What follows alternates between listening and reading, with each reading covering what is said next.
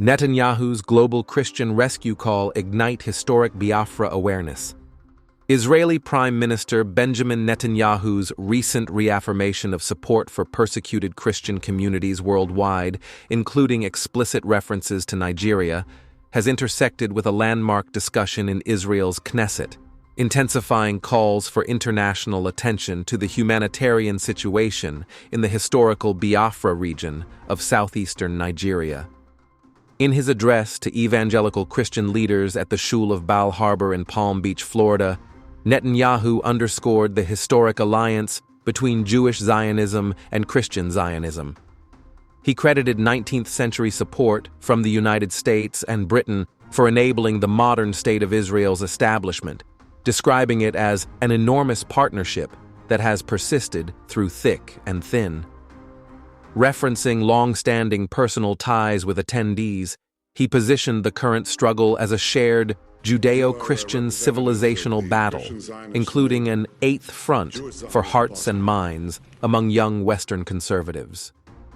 You are representatives of the Christian Zionists who made Jewish Zionism possible.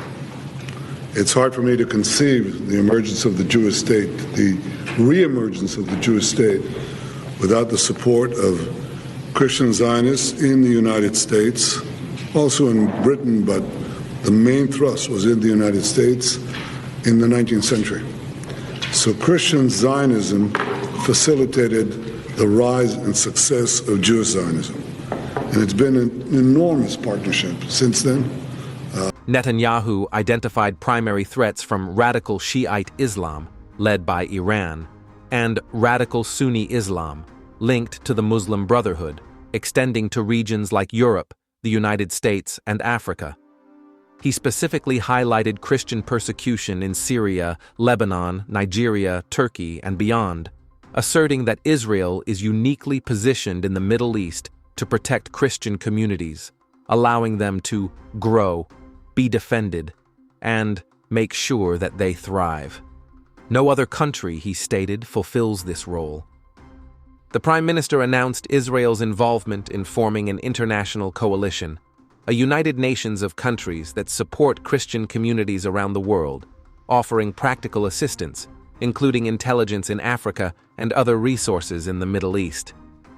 Emphasizing reciprocity. Just as you are helping us, we want to help back, he committed to advancing this agenda with greater force and greater might in the coming year. The speech, building on his message condemning attacks on Christians in Nigeria, closed with wishes for prosperity, peace, and security for vulnerable Christian groups globally. I see the battle against us and the battle against our Judeo-Christian tradition basically being waged around the globe. And it's waged primarily by two forces, radical Shiite Islam and radical Sunni Islam. That means the axis that is led by Iran, much battered, admittedly, but still there, and the axis, the Sunni axis, led by the Muslim Brotherhood, which permeates everything. They go to Europe, they go to the United States, they go to Africa, Nigeria. And we are conscious of the fact that Christians are being persecuted across the Middle East, in Syria, in Lebanon, in Nigeria, in Turkey, and beyond.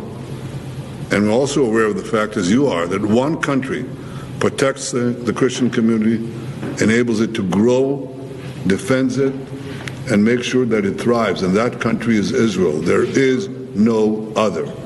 None. We are joining an effort to have basically a United Nations of countries that support Christian communities around the world, beleaguered communities who deserve our help. Just as you are helping us, we want to help back, and we're capable of doing that. In Africa with intel, in the Middle East with a lot of means that I won't itemize each one, but this is what our agenda is. It's a main part of our agenda. This pledge has gained renewed relevance following the February 18, 2026 Knesset debate, where MK Ya'akov Margi of the Shah's party passionately compared the suffering of the Igbo people associated with the short-lived Republic of Biafra, 1967-1970, to the Jewish Holocaust.